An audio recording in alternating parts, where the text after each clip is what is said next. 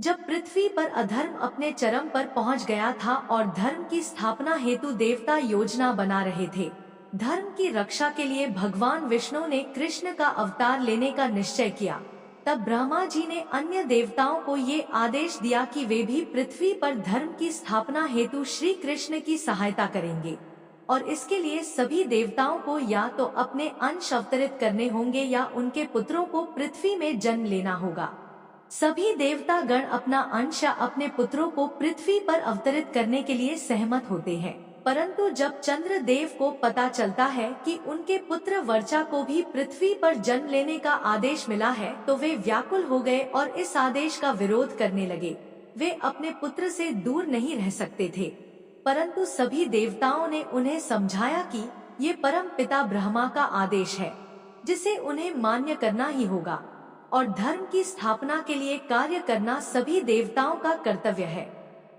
सबकी बात सुनकर चंद्रदेव वर्चा के अवतरण के लिए सहमत हो गए, पर उन्होंने एक शर्त रखी। शर्त यह थी कि उनका पुत्र पृथ्वी पर अधिक समय के लिए नहीं रहेगा और पांडवों के पक्ष से ही युद्ध करेगा। वह सबसे अधिक शूरवीर होगा और पूरे दिन युद्ध करने के पश्चात उसे सायंकाल में ही अपने नश्वर शरीर को छोड़कर मेरे पास स्वर्ग आना होगा। देवताओं ने उन्हें मनाने की दृष्टि से सभी शर्तें स्वीकार कर ली। इसलिए अभिमन्यु ने अर्जुन के पुत्र के रूप में जन्म लिया और कृष्ण जी के शिक्षण में परम प्रतापी बना। अभिमन्यु ने माता के गर्भ से ही चक्रव्यूह की तोड़ना सीख लिया था, किंतु चक्रव्यूह से बाहर आने का तरीका वो नहीं जान पाया, क्योंकि जब अर्जुन सुभद्रा को चक्रव्यूह तोड़ना सिखा रहे थे तो आधे में ही सुभद्रा को नींद आ गई। भीष्म पितामह के घायल होने के बाद से ही पांडवों ने कौरवों की सेना में उथल पुथल मचा दी थी। इसलिए कौरवों ने पांडवों की सेना का नाश करने की योजना बनाई।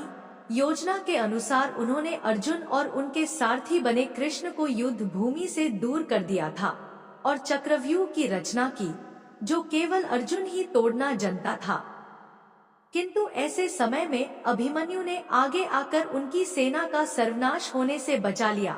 वह चक्रव्यूह के भीतर प्रवेश कर गया, किंतु उसके साथ कोई और योद्धा उसमें प्रवेश नहीं कर पाया। उन्हें चक्रव्यूह के द्वार पर ही जयद्रथ ने शिव के वरदान की शक्ति से रोक लिया। अभिमन्यु अकेला ही 6 महारथियों से लड़ा। वह घायल होकर भी लड़ता रहा, हार नहीं मानी, और जब अभिमन्यु के हाथ से शस्त्र भी टूटकर गिर गए तब भी वह रथ के पहिए से लड़ता रहा, और ऐसे ही सायकाल तक लड़ते लड़ते उसके शरीर से रक्त की हर एक बूंद भूमि पर गिर गई और वह वीर गति को प्राप्त हुआ। और इस प्रकार अपनी बहादुरी के कारण वो युद्ध भूमि का सबसे शूरवीर योद्धा कहलाया और शर्तानुसार जल्द ही स्वर्ग को प्रस्थान कर गया। यही कारण था कि श्री कृष्ण ने सब कुछ जानते हुए भी अभिमन्यु के प्राणों की रक्षा नहीं की और उसकी नियति में कोई बाधा उत्पन्न नहीं की।